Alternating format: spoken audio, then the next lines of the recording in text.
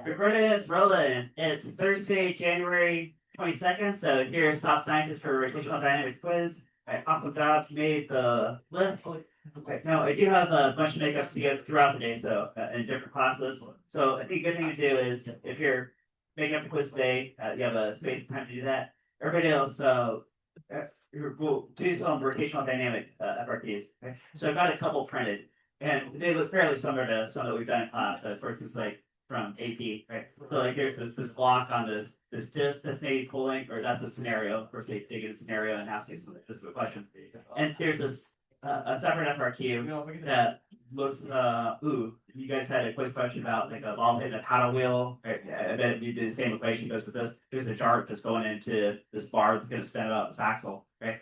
Sounds like angular momentum type, right? And so some about torque maybe, or possibly energy, right? Some about angular momentum looks like. So what I'm gonna have you guys do is to choose one of those on a separate page of paper, do a write-up. I'll give you guys about about 30 minutes to do this write-up. And then I do have the solutions printed out. So I've got a number of packets.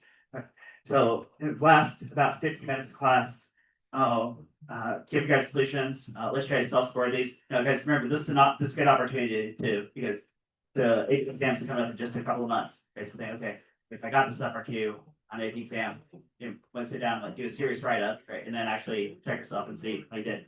Okay. So I'll have you guys turn all that into the grade tray at the end of class, and then I'll give you guys points for doing that.